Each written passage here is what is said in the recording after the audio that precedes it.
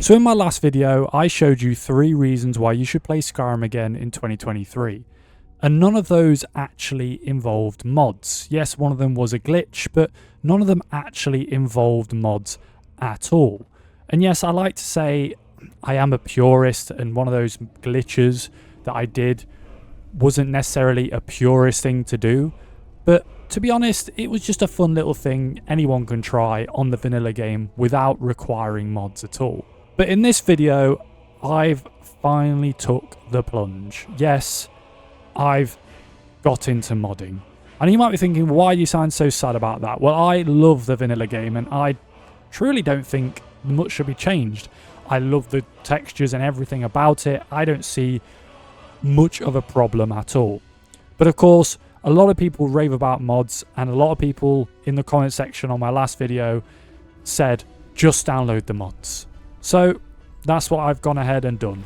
So as you can see, I'm now outside this little cave / dungeon with a little camping hunter's camp set up right outside. And of course, there's quite a few different sculptures, rock formations, trees, ground, and different textures that the base Skyrim game has. Of course, everyone is familiar with these different textures and etc. But in the mods that I have downloaded, apparently these will be improved entirely. Now I'm going to go into the review of the mod list I've installed to apparently improve the look of Skyrim. So this is the mod list we're going to be using for this review. This is the ESO Mod List. So if you don't know who that is, he's a YouTuber, and he made a YouTube guide on pretty much how to install this mod list. And there's 2 different ones here. There's obviously add-on mod lists, which you can add on to top of these 2. But there's a high-end one and there's a micro one. I went the micro one because I only have a GTX 2060. If I had the 2080, I would go for the high end. But this is like 64 gigs and this is about 18 gigs of install. So I went for this one just to make sure it'll be safe and I can actually play the game once I've installed the mods. I'd just like to put a disclaimer out there that I have never modded in my life. I literally installed these mods for the first time on my PC yesterday. So I'm very new to this, so please do keep that in mind.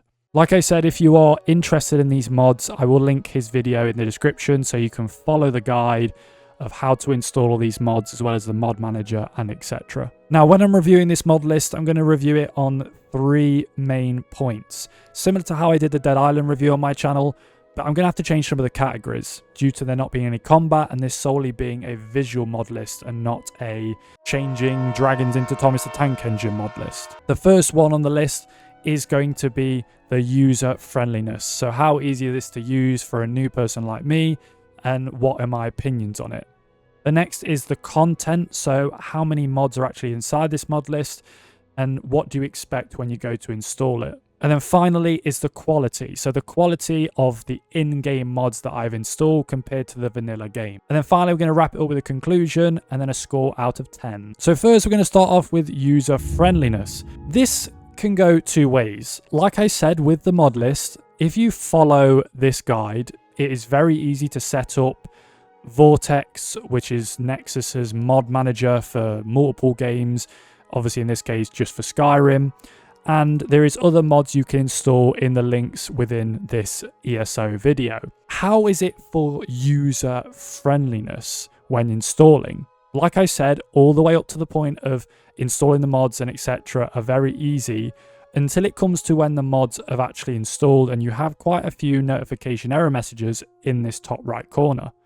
Of course, as you can see, these are all the mods we've installed from the mod list, and there was quite a couple of mods which had some, let's say, problems. So there was one mod that was a vanilla optimizations micro mod. For some reason, I couldn't take ownership of the file whatsoever. So on my PC, it was locked from deleting it, from editing it, from changing it to me as the owner, and I couldn't install it at all. So that was one little bummer, but that's one little gripe about the whole of it. All the other ones installed quite nicely. And then it got into the bit of you actually learning how to mod in Skyrim. Of course, downloading them are very easy. Sorting out certain cycles, they're called. So what load order they run in. Do they run in before or after a certain mod? Because if they run after, they may not load correctly and they may look funny and all that stuff. There was also tools I need to use, like this Nemesis or Unlimited Behavior Engine, as well as Skyrim Script Extender 64. So user friendliness for me, after you've installed the mods, I would say get a 6 out of 10. I know it's a low score, but for a new person into modding and how to organize this load order and going through each individual mod is very, very tedious. So this is why it's always good to have like kind of an auto sort enabled on this Vortex mod manager. So it's a 6 out of 10 for me on the user friendliness. Moving on to the content of the mods. So as you can see here, there is loads of mods. There's female body renewal things. I'm sure you probably know what that means. Of course, there is also some other lighting fixer mods. There is textures, grass models, tree models, land, mountain meshes and textures. There is loads of different things on here. And you can see here, they have categories of bug fixers, NPCs, environment, user interface. So there is quite a lot of different mods in this mod list. I'm quite impressed of what's been brought together, and I know there might be other mod lists out there, but this is the first one I came across, and I thought, you know what, I'm just going to download this. I don't want to have so much things going on. I just want the visuals to look different. So as for the content, I would say, from my knowledge of no modding at all and seeing this mod list for the first time, I'd say it's a good 8 out of 10. Of course, I wish I could install the higher end mod list, but the micro one will have to do. So it's an 8 out of 10 on the content of the mod list. And this brings me on to the quality of this mod. So this is how it looks within game compared to the vanilla Skyrim game. As you can see, I'm currently loading it up with the EMB series writing on the screen and mods. I'm just going to go ahead and go into the game. So I have only loaded this game up a couple of times and not really properly seen the quality of the mod list because I just wanted to make sure it actually ran and looked at least okay. But as you can see, we've just loaded in the game, and this is my honest first impression of seeing this for properly the first time. And to be fair, it looks a bit whitewashed on the snow, but then at the end of the day, snow is meant to be kind of like blinding from the sun. And it is currently midday, I believe. Yeah, it is. The sun is in the middle of the sky. And we already have some of our first NPCs. We have a dog and we have a hunter, and even the quality of the clothes look so much more detailed. Like even this rock, I get close up to it and you can see the texture meshing is on point, like, and especially this dog as well. Like the texture meshing of this dog, the hair on it, it's just amazing. I can't believe I haven't got into modding sooner, I'll be brutally honest. The foliage looks like, even look at the dandelion. I know it's like it's so small to a lot of people that may be modding already and experienced modders, but someone like me that's never modded ever, like look at how like the things move out of the way. These mods honestly bring it in line with I'd say close to a AAA game, which is very impressive. Like even the tree models look very nice and they sway in the wind quite realistically, and the stone paths, they're not so, the blending is not so janky compared to the original game. Just while we're running to Riverwood, you can see that there's a blur, a depth of field effect going on, which I'll be brutally honest, I am quite impressed about. It does add a lot of realism to the game. And just before we get to Riverwood again, I'm sorry, but look at the view with this mod on. With the trees, the new foliage, the mountains, the textures, the clouds. Oh, it looks absolutely amazing.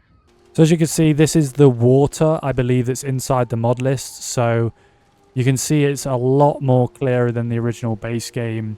You can actually see the fish in there now. Let's see, oh, and look at the trails that it makes. That is impressive. So as we approach Riverwood, this is our first impression of the town, and by the looks of it, if I'm not standing correct, there's new signs. Oh, there's actually scorching from the fire. I think that was a new sound effect as well. And are these like, I think this is actually a new, oh, it's like a new hut. That's crazy. I think even Okay, there's a female mod as well. There's the NPC. Look at that fire. Oh my god. This detail is amazing. I know I sound like a broken record here, but I can't believe I've not played mods before. Yeah, I'm gobsmacked. So it's time for my review instead of me just gawping at everything. The review of this mod list, I will say, is very impressive. It's a good 10 out of 10 for me on the quality. I know there might be other mod lists out there that you may recommend, but for just the detail of first impressions on a 1080p resolution with this micro mod list, not even the full massive big mod list is like 64 gigs, it's only 18 gigs, and the mods that have been applied are just, look at the detail of everything. The water, the foliage, the towns, it really does immerse you and make it more up to date. It's nice to see Skyrim in a more up-to-date fashion, I'll be brutally honest. Now that brings me to the conclusion. So the conclusion of this is that it is a very good mod list. Is it fiddly to get installed? Of course, it's very, very fiddly. Just like any mods, I think you'll learn that and you'll get used to it over time. But the user-friendliness of mods is quite tricky to get into. Of course, talking about the content that is inside of the mod list, there is a lot of mods here to make the game look completely brand new, as you can see. And as I've talked about in the quality and being gobsmacked, it is absolutely immense of what has actually happened here with the changes that have been made.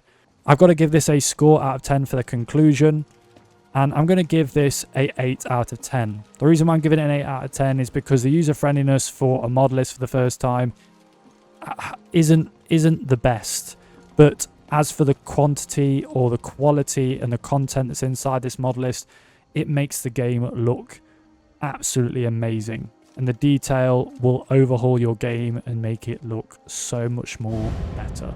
Anyway, guys, I hope you've enjoyed this video. I certainly have. It was definitely a long process to get this mod list installed, so I do appreciate if you show some love. And I'm going to learn a bit more about modding, and then hopefully in the future videos, I'm going to install some random mods, have some fun, and share the experience with you all. Thank you for watching. See you in the next video. Peace!